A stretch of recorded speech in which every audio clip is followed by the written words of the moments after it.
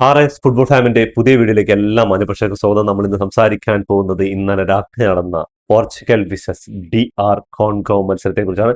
മത്സരത്തിൽ ഏകപക്ഷീയമായ ഓരോ ഗോൾ വീതം നേടിയിട്ട് രണ്ട് ടീമും സമനില നേടിയിരിക്കുകയാണ്. വേൾഡ് കപ്പിന്റെ ഫേവറേറ്റുകളായ ഈ വേൾഡ് കപ്പിലെ ഏറ്റവും നല്ല മിഡ്ഫീൽഡർമാരുള്ള ഏറ്റവും നല്ല സ്ക്വാഡ് ഡെപ്തും ബെഞ്ച് ഡെപ്തും ഉള്ള പോർച്ചുഗലിനെ DR കോൺഗോ എന്ന് പറയുന്ന ആഫ്രിക്കൻ രാജ്യം അവർ വേൾഡ് കപ്പിന് വരുന്നത് നീണ്ട 52 വർഷങ്ങളുടെ കാത്തിരിപ്പിന് ശേഷമാണ്. അവസാനമായി ഒരു വേൾഡ് കപ്പ് കളിച്ചപ്പോൾ 14 ഗോളുകളാണ് അവർ മൂന്ന് മത്സരങ്ങളിൽ നിന്ന് വഴങ്ങിയത്. ഒരു ഗോൾ പോലും തിരിച്ചടിക്കാൻ പറ്റിയിട്ടില്ല. അങ്ങനെയുള്ളൊരു ടീം 50 വർഷങ്ങളുടെ അവരുടെ പിതൃക്കന്മാരുടെ കാത്തിരിപ്പിന് വിരാമമിട്ട് അവർ വേൾഡ് കപ്പിന് വരികയാണ്. ആദ്യ മത്സരം ശക്തരായ പോർച്ചുഗലായിട്ടാണ്. ആദ്യ മത്സരം കളി തുടങ്ങി 5 മിനിറ്റിനുള്ളിൽ ജോവൻ നവാസിന്റെ ഒരു കിഡിലൻ ഹെഡറിലൂടെ ആദ്യ ഗോൾ നേടുകയാണ്. അപ്പൊ നമ്മളൊക്കെ പ്രതീക്ഷിച്ചത് പറഞ്ഞാൽ ഇന്ന് പോർച്ചുഗൽ ഈ ഒരു ആഫ്രിക്കൻ ടീമിനെ ഒരു 4-5 ഗോളിന് പരാജയപ്പെടുത്തും. അമ്മാതിരി കളിയായിരുന്നു. പിന്നെ കണ്ടത് ഫുട്ബോൾ ലോകത്തെ നെട്ടിച്ചുകൊണ്ട് DR കോൺഗോയുടെ തിരിച്ചുവരവാണ്. തിരിച്ചുവരവ് പറഞ്ഞാൽ കുറച്ചു നേരം ഒരു എന്താ പറയാ കുറച്ച് സമയം മാത്രം ബോൾ കയ്യിൽ വെച്ചിട്ട് 222 പാസുകൾ മാത്രമേ ഇവർ പാസ് ചെയ്തിട്ടുള്ളൂ. ഇവരുടെ കാലിൽ ബോൾ കിട്ടുമ്പോഴൊക്കെ എമ്മാതിരി അറ്റാക്കിങ് എങ്ങാതിരി കൗണ്ടറാണ്. ഒരു പ്രതീക്ഷ ആൾക്കാർ കാണുന്നവർക്ക് അവരിപ്പോ ഗോൾ അടിക്കും ഇപ്പൊ ഗോൾ അടിക്കും എന്നുള്ളൊരു ഒരു ഇത് ഉണ്ടാക്കാൻ പറ്റിയിട്ടുണ്ടായിരുന്നു ഈ കോൺഗോ പറയുന്ന ടീമിന്. അവരുടെ എംബാംബെ എന്ന് പറയുന്ന ആ ഒരു ഡിഫൻഡർ, അവരുടെ ക്യാപ്റ്റനായ ഈ ചങ്ങായിയുടെ ആ ഒരു എന്താ പറയാ ആ ഒരു ഗോൾ വീണതോട് കൂടിയിട്ട് കോൺഗെ എന്ന് പറയുന്ന ടീം ഉണർന്ന് കളിക്കാൻ തുടങ്ങി. അവര് പോർച്ചുഗൽ എന്ന ടീമിൽ നിന്ന് ഇതിൽ കൂടുതൽ എന്തൊക്കെയോ കിട്ടാനുണ്ടെന്നുള്ളത് മനസ്സിലാക്കി. അതോട് കൂടിയിട്ട് ഇവർ ഉണർന്ന് കളിക്കാൻ തുടങ്ങി. ആ ടൈമിന് പോകുന്നതിന് തൊട്ട് മുമ്പ് ഒരു കിടിലൻ ഹെഡറിലൂടെ എന്താ പറയുക പോർച്ചുഗലിലെ ഡിഫൻഡർമാർ ആരും മാർക്ക് ചെയ്യാതെ നിൽക്കുന്ന അവരുടെ ചെങ്ങായി മൊട്ട തല കൊണ്ടുള്ള ആ ഒരു ഹെഡ് ഉണ്ടല്ലോ, ഗംഭീരായിരുന്നു. ഗംഭീര ഹെഡറിലൂടെ അവരുടെ ഗോൾ കീപ്പറെയും മറികടന്ന് വല കുലുക്കുമ്പോൾ ക്രിസ്ത്യാനോ റൊണാൾഡോ വന്നിട്ട് അവരുടെ ഡിഫൻസിനെ പറ്റിയ പാളിച്ചകൾ കൊണ്ട് ദേഷ്യപ്പെടുകയാണ് ഗോൾ കീപ്പർ കോസ്റ്റയോടും അതേപോലെ ഡിഫൻഡർമാരോടും. എന്താ പറഞ്ഞാൽ അത്രയും ഫ്രീ ആയിട്ട് ഒരു ഹെഡറാണ് ആ ഒരു ഗോൾ വന്നത്. അങ്ങനെ ചരിത്രത്തിൽ ആദ്യമായിട്ട് വേൾഡ് കപ്പിൽ DR കോൺഗോ എന്ന് പറയുന്ന ആ ടീം ഒരു ഗോൾ അടിച്ചിരിക്കുക, അതും സാക്ഷാൽ ക്രിസ്ത്യാനോ റൊണാൾഡോയുടെ പോർച്ചുഗൽ ഈ വേൾഡ് കപ്പിലെ ഏറ്റവും വലിയ ഫേവറേറ്റുകളായ ഫ്രാൻസ് കഴിഞ്ഞാൽ ഏറ്റവും വലിയ ഫേവറേറ്റ് എന്ന് പറയുന്നത് അത്താതിരി ബെഞ്ച് സ്ട്രെങ്ത്തും അമ്മാതിരി സ്ക്വാഡ് ഡെപ്തും മിഡ്ഫീൽഡർമാരുടെ കാര്യം നോക്കിക്കഴിഞ്ഞാൽ ജോവൻ നവാസും വിറ്റിനിയും ബ്രൂണോ ഫെർണാണ്ടസും ഫെർണാണ്ടോ സിൽവിയോ അടങ്ങുന്ന ഒരു മിഡ് ഉണ്ടല്ലോ, ആ മിഡാണെന്ന് എന്താണ് കാണിച്ചത് എവിടെയാണ് പോയതെന്ന് ഒരു പിടിയില്ല. ഇവര് സ്പെയിനിനെ തോൽപ്പിക്കാൻ നടക്കുമെന്ന് വരെ ഇപ്പൊ ചോദ്യം വരുന്നുണ്ട്. എന്താ പറഞ്ഞാൽ 779 പാസുകൾ കംപ്ലീറ്റ് ചെയ്തിട്ടുണ്ട്. ഓൺ ടാർഗറ്റ് ആണെങ്കിൽ പറയാനില്ല എന്നുള്ള കാര്യമാണ്. അപ്പോ ഇങ്ങനെ പോയിക്കൊണ്ടിരിക്കുന്ന ഒരു ടീം ഇനിയിപ്പോ സ്പെയിനിനെ മറികടന്ന് എവിടേക്കാണ് പോക്കുന്നതെന്ന് പറയാൻ പറ്റില്ല. ഇവർക്ക് 1000 പാസുകൾ കംപ്ലീറ്റ് ചെയ്യാനോ ലക്ഷ്യം ഒന്നും അറിയില്ല. ഇമാതിരി ലോകോത്തര മിഡ്ഫീൽഡർ, അതും ഒരേ ടീമിൽ PSG വേണ്ടി മിന്നും ഫോമിൽ കളിച്ചുകൊണ്ടിരിക്കുന്ന രണ്ട് മിഡ്ഫീൽഡർമാർ. മാഞ്ചസ്റ്റർ യുണൈറ്റഡിന് വേണ്ടിയിട്ട് ഈ ഒരു സീസണിൽ ഇംഗ്ലീഷ് പ്രീമിയർ ലീഗിൽ പ്ലെയർ ഓഫ് മാച്ച് കിട്ടിയ ബ്രൂണോ ഫെർണാണ്ടസ്, സിറ്റിയിൽ മിന്നി ഇനിയിപ്പോ റയൽ മാഡ്രിഡിലേക്ക് സൈൻ ചെയ്തിട്ടുള്ള ബെർണാർഡോ സിൽവ, ഇവരുണ്ടായിട്ട് പോലും ഈ കോൺഗോ എന്ന് പറയുന്ന 50 വർഷങ്ങൾക്ക് ശേഷം ഒരു വേൾഡ് കപ്പ് കളിക്കാൻ വരുന്ന ഒരു ടീമിനോട് 1-1 സമനില വഴങ്ങാന്ന് പറഞ്ഞാൽ അത് വല്ലാത്തൊരു കാര്യം തന്നെയാണ്. കളി എന്താന്ന് പറഞ്ഞാല് അറ്റാക്കിംഗ് ഒരു ഭാഗത്ത്, ഡിഫൻസ് ഒരു ഭാഗത്ത്, മിഡ് എന്താ പരമാവധി ബോളുകൾ കുറെ തട്ടി കളിക്കുന്നുണ്ട്, അതിനുശേഷം ബാക്കിലോട്ട് പാസ് കൊടുക്കുന്നുണ്ട്. ഇത് തന്നെയാണ് കണ്ടത്. സാക്ഷാൽ ഈ അവസാനത്തെ 2018 2022 വേൾഡ് കപ്പ് എടുത്തൊക്കെ സ്പെയിൻ എന്തായിരുന്നു കളിച്ചുകൊണ്ടിരുന്ന അതേ കളിയാണ്. സ്പെയിനിനും അതേ പ്രശ്നമായിരുന്നു. സ്കോട്ട് ഡെപ്ത് ഉണ്ട്, മിഡ്ഫീൽഡർമാരുടെ ധാരാളിത്തം. ഞാൻ കഴിഞ്ഞ പോർച്ചുഗലിന്റെ വേൾഡ് കപ്പ് വീഡിയോ ചെയ്യുന്ന സമയത്ത് ഞാൻ പറഞ്ഞിട്ടുണ്ടായിരുന്നു, അമിതമായാൽ അമൃതും വിഷം എന്നുള്ളത്. അതന്നെയാണ് ഇപ്പോൾ സംഭവിച്ചുകൊണ്ടിരിക്കുന്നത്. ഇനി ഇതിലൊരു മാറ്റം വന്നില്ലെങ്കിൽ മുന്നോട്ട് പോകുന്നത് പറഞ്ഞാൽ പോർച്ചുഗലിന് വളരെ സങ്കടമാണ്. ഞാനൊക്കെ ശരിക്കും ഈ ഒരു വേൾഡ് കപ്പിൽ ഫേവറേറ്റുകൾ സെമി ഫൈനലിൽ ഉറപ്പിച്ച ഒരു ടീമായിരുന്നു. ഇനി ഇവരുടെ മുന്നോട്ട് പോക്ക് ഈ ഒരു സ്റ്റാറ്റിക്സ് ഒക്കെ വെച്ചിട്ടാണ് മുന്നോട്ട് പോകുന്നതെങ്കിൽ കോച്ച് കുറച്ചുകൂടെ പണിയെടുക്കേണ്ടി വരും.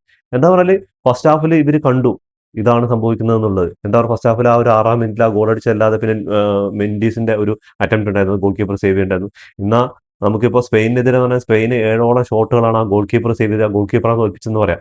ഇവിടെ പെനാൾട്ടി ബോക്സിന്റെ ഉള്ളിലേക്ക് ബോൾ തന്നില്ല, ത്രൂ പാസുകളില്ല, കീ പാസുകളില്ല. ഇതൊന്നും ഇല്ലാതെ പിന്നെ എങ്ങനെയാണ് ഒരു ടീം കുറെ മിഡ്ഫീൽഡർമാർ ഇങ്ങനെ കുന്തം മുഴുകിയ പോലെ നിന്നിട്ട് ബോൾ തട്ടിക്കൊടുത്തു കഴിഞ്ഞാൽ ഗോളാവില്ല. ഗോളാവണമെങ്കിൽ ക്രിയേറ്റിവിറ്റി ആയിട്ടുള്ള പാസുകൾ വരണം. അതേപോലെ ഒരു ടീമിനായിട്ട് ഒത്തൊരുമയോടെ കൂടി കളിക്കാൻ പറ്റണം. ഞാൻ അന്നും പറഞ്ഞിട്ടുണ്ടായിരുന്നു ഈ സീസണിൽ വേൾഡ് കപ്പ് അടിക്കാൻ ഏറ്റവും യോഗ്യമായ ടീം പോർച്ചുഗൽ തന്നെയാണ്. ഫ്രാൻസും അതിൽ ഫേവറേറ്റുകളിൽ നിൽക്കുന്ന ഒരു ടീമാണ് പോർച്ചുഗൽ. പക്ഷേ ഈ പോർച്ചുഗൽ ഒരു കുടുംബമായിട്ട് ഒരു ഈഗോയും കാര്യങ്ങളൊന്നും ഇല്ലാതെ ക്രിസ്ത്യാനോ റൊണാൾഡോയുടെ കൂടെ നിന്നിട്ട് അയാൾക്ക് വേണ്ടിയിട്ട് ആ കപ്പെടുത്ത് കൊടുക്കാൻ വിചാരിച്ചു കഴിഞ്ഞാൽ കപ്പ് എല്ലാ ഈ മത്സരങ്ങളൊക്കെ കിടലായിട്ട് ഇത്രയും നല്ല സ്ക്വാഡ് അവിടെ നോക്ക്. ഇമാതിരി ഒരു സ്ക്വാഡ് ഇനി പോർച്ചുഗലിന്റെ ചരിത്രം ഉണ്ടാവില്ല. എന്താ പറഞ്ഞാല് ക്രിസ്ത്യാനോ റൊണാൾഡോ ഇത്ര കാലം കളിച്ച ഒരു പീക്ക് ടൈമിലൊക്കെ ഉണ്ടായിരുന്നു. അന്ന് പോർച്ചുഗലിന്റെ സ്ക്വാഡ് എന്ന് പറഞ്ഞാൽ ഒന്നുമല്ല. ഒന്നോ രണ്ടോ പേരായിരിക്കും കൂടെ ഉണ്ടാവുക. പക്ഷെ ഇന്ന് അങ്ങനെയല്ല. മിഡ്ഫീൽഡിൽ ലോകോത്തര താരങ്ങളാണ് കളിക്കുന്നത്. ഈ വേൾഡ് കപ്പിലെ ഏറ്റവും അടിപൊളി മിഡ്ഫീൽഡ് തന്നെയാണ് പറയാം. അപ്പോഴേക്കും റൊണാൾഡോന്റെ ഏറ്റവും അവസാന ഘട്ടത്തിലൂടെ കടന്നു പോകുന്നു എന്നുള്ള സങ്കടകരമായ കാര്യമാണ്. ഇന്ന് ആൾക്ക് കിട്ടിയ ബോളുകൾ ഒന്നോ രണ്ടോ ആണ്. അതിൽ രണ്ട് അടിപൊളി ചാൻസുകൾ ഉണ്ടായിരുന്നു. അത് മുതലെടുക്കാൻ പറ്റില്ല. അതിൽ ഒരൊറ്റ ചാൻസാണ്. ആ ഒരു ചാൻസ് മിസ്സാക്കുമ്പോൾ ബ്രൂണോ ഫെർണാണ്ടസ് ബാക്കിൽ നിന്നിട്ട് നിലത്തിരുന്ന് കൈകൊണ്ട് അടിക്കുകയാണ്. എന്താ പറഞ്ഞാൽ ആള് ലീവിയാണ്. റൊണാൾഡോ പോലെ ഒരു സ്ട്രൈക്കർ അവിടെ അടിക്കുന്നുള്ള പ്രതീക്ഷ ഉണ്ടാവുമല്ലോ എന്തായാലും. അപ്പോൾ ആളൊരിക്കലും ലീവ് ചെയ്യില്ലെന്ന് അറിയാലോ. അപ്പോൾ അങ്ങനെയുള്ള ഈഗോ കാര്യങ്ങളുള്ള പ്രശ്നങ്ങൾ ഇപ്പോഴും പോർച്ചുഗൽ ടീമിനുണ്ട്. അതിപ്പോൾ ഫാൻസുകാർ ചിലപ്പോൾ എന്നെ ചീത്ത വിളിക്കും. പക്ഷേ അതാണ് റിയാലിറ്റി. മെസ്സിയുടെ ഒറ്റ കഴിവുകൊണ്ട് മാത്രമല്ല അർജന്റീന ജയിക്കുന്നത് മനസ്സിലാക്കണം. മെസ്സിയുടെ പിന്നാലെ എന്തിനും പോന്ന ഒരു കൂട്ടം പോരാളികളുണ്ട്. മെസ്സിക്ക് വേണ്ടിയിട്ട് എന്തും ചെയ്യാൻ. അങ്ങനെ വേണം. അങ്ങനെ ഒരു ടീം ഉണ്ടെങ്കിലേ അവിടെ വിജയിക്കൂ. ഒരു നായകൻ മാത്രം ഉണ്ടായിട്ട് കാര്യമില്ല. നായകന്റെ കൂടെ നിൽക്കാന് എന്തിനും പോന്ന കുറെ പടയാളികൾ വേണം. അതേപോലെ കോച്ചിന്റെ നിർദ്ദേശങ്ങൾ അനുസരിച്ച് കളിക്കാനുള്ള ആ ഒരു ടീംമേറ്റ്സ്, ആ ഒരു ഡെവലപ്മെന്റ് ഇല്ലെങ്കിൽ പിന്നെ പോർച്ചുഗൽ മുന്നോട്ട് പോകുക എന്നുള്ളത്. ഇനി നോക്കൗട്ട് റൗണ്ടുകളാണ് വരുന്നത്. അവിടെയൊക്കെ എന്താണ് സംഭവിക്കാന്ന് ഒരു പിടിയില്ല. അതേപോലെ റൊണാൾഡോ ഈ അവസാനത്തെ 10 മത്സരങ്ങളിൽ ഗോളുകൾ അടിച്ചിട്ടില്ല എന്നുള്ള കാര്യം ശരിയാണ്. ഇന്ന് 2 ചാൻസുകളാണ് കിടിലം കിട്ടിയത്. അതും മുതലാക്കാൻ പറ്റിയിട്ടില്ല. അപ്പോൾ ആളുടെയും അവസാന കാലഘട്ടങ്ങളാണ്. ഇപ്പോൾ പണ്ടത്തെ ആ ഒരു പീക്ക് ഫോമിലെ കളിക്കണം എന്ന് പറഞ്ഞാൽ ചിലപ്പോൾ നടന്നൊന്നും വരില്ല. അത് ഒരു പ്രോപ്പർ സ്ട്രൈക്കർ മാത്രമായിട്ടാണ് ആളിപ്പോൾ കളിക്കുന്നത്. അപ്പോൾ ആളുടെ കയ്യിലേക്ക് ബോൾ എത്തണം. ചിലപ്പോൾ ഒരു 5 ചാൻസ് കിട്ടിയാൽ ഒന്നോ രണ്ടെണ്ണം അടിക്കുകയായിരിക്കും. അത് പക്ഷേ അങ്ങനെയുള്ള ചാൻസ് ക്രിയേറ്റ് ചെയ്യണം. അങ്ങനെയുള്ള ഒരു ലോങ് ബോളുകളോ അല്ലെങ്കിൽ സെറ്റ് പീസുകളോ കാര്യങ്ങളൊന്നും ഒന്നും കണ്ടിട്ടില്ല. ഇങ്ങനെ ബോൾ കിട്ടുന്നുണ്ട് പെനാൽറ്റി ബോക്സിന്റെ ഫ്രണ്ട് വരെ, എന്നിട്ട് വിങ്ങിലേക്ക് പോകും, വിങ്ങിൽ നിന്ന് വീണ്ടും സെന്ററിലേക്ക്, പിന്നെ ബാക്കിലോട്ട്. എന്താണ് ഇവർ കാണിക്കുന്നത്? വല്ലാത്തൊരു ബോറിംഗ് മത്സരമായിരുന്നു. അതേപോലെ കോൺവെന്റ് കാര്യം നോക്കിക്കഴിഞ്ഞാൽ ഇവരുടെ കാലിൽ ബോൾ കിട്ടുന്ന സമയത്ത് ഇവർ കിടലിനായി പാസുകൾ അത് എത്ര പെട്ടെന്നാണ് മൂവ്മെന്റ് നടത്തിയിട്ട് പോർച്ചുഗലിന്റെ പെനാൽറ്റി ബോക്സിൽ എത്തുന്നത്. 8 ഷോട്ടുകളാണ് പോർച്ചുഗൽ എടുത്തത്. അതിൽ 2 ഓൺ ടാർജറ്റിലേക്കാണ്. അവിടെ 6 ഷോട്ടുകൾ എടുത്തു. അതിൽ 2 ഓൺ ടാർജറ്റിലേക്ക് ആക്കിയിട്ടുണ്ട്. ഭാഗ്യം കൊണ്ട് മാത്രമാണ് പോർച്ചുഗൽ തോൽക്കാതിരുന്നത് പറയാം. സ്പെയിന് അവിടെ തോറ്റത് അവര് പരിശ്രമിച്ച് നല്ല രീതിക്ക് പരിശ്രമിച്ച് ആ ഒരു 40-കാരനായ റിസോ എന്ന് പറയുന്ന ഗോൾ കീപ്പറുടെ ചങ്ങായിയുടെ മുമ്പിലാണ് പരാജയപ്പെട്ടെന്ന് പറയാം. എന്താ പറഞ്ഞാൽ 7 ഷോട്ടുകളാണ്, എണ്ണം പറഞ്ഞ 7 ഷോട്ടുകളാണ് സേവ് ചെയ്തിട്ടുള്ളത്.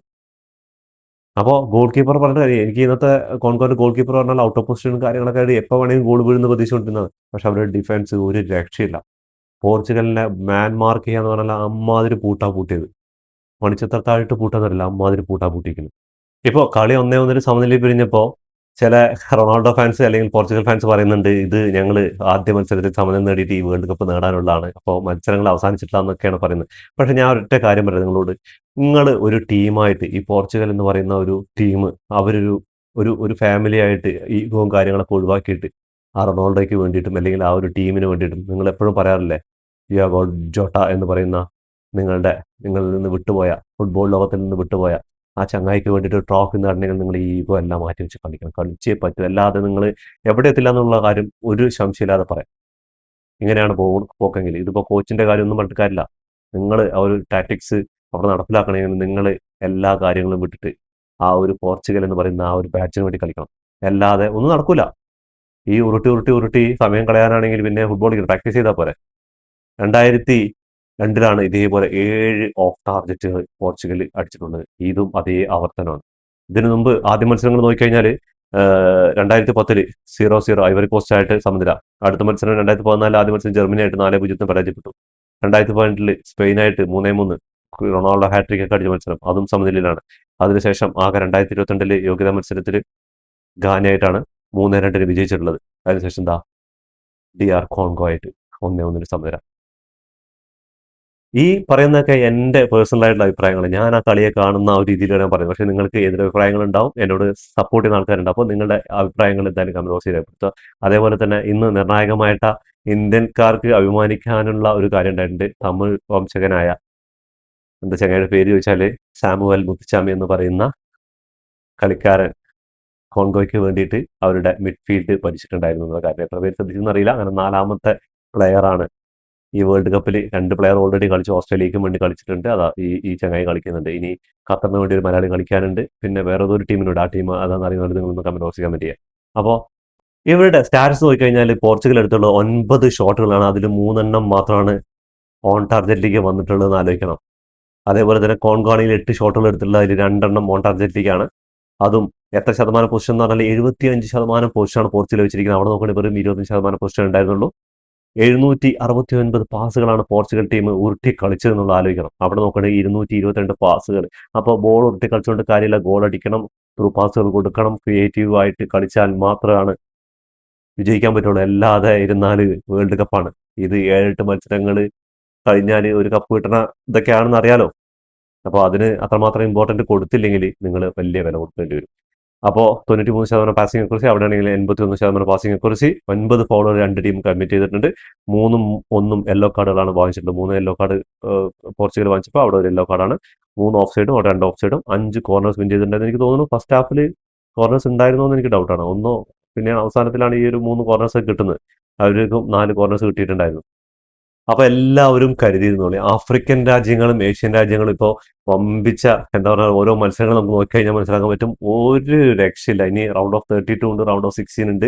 അപ്പോൾ ഈ ഒരു ഓരോ ഗ്രൂപ്പിൽ നിന്നും ഒന്നാം സ്ഥാനക്കാരും 2ാം സ്ഥാനക്കാരും അതേപോലെ തന്നെ ബെസ്റ്റ് ഓഫ് 3 ആയിട്ട് 8 ടീമുകൾ വരുന്നുണ്ട്. അപ്പോൾ സെക്കൻഡ് റൗണ്ട് മുതൽ തീപാറുന്നുള്ള കാര്യം സംശയമൊന്നുമില്ല. പോർച്ചുഗലിന്റെ മുന്നോട്ട് പോക്കിന് എന്താണ് ഇനി വേണ്ടത് നിങ്ങൾ കമന്റ് ബോക്സിൽ കമന്റ് ചെയ്യുക. അപ്പോൾ ഇതോടുകൂടി ഈ വീഡിയോ അവസാനിക്കുന്നു. ഫുട്ബോൾ ലോകത്തെ പുതിയ വിശേഷങ്ങൾ വീണ്ടും കാണാം. ഈ വീഡിയോ ഇഷ്ടപ്പെട്ടാൽ ലൈക്ക് ചെയ്യുക, ഷെയർ ചെയ്യുക, സബ്സ്ക്രൈബ് ചെയ്യുക.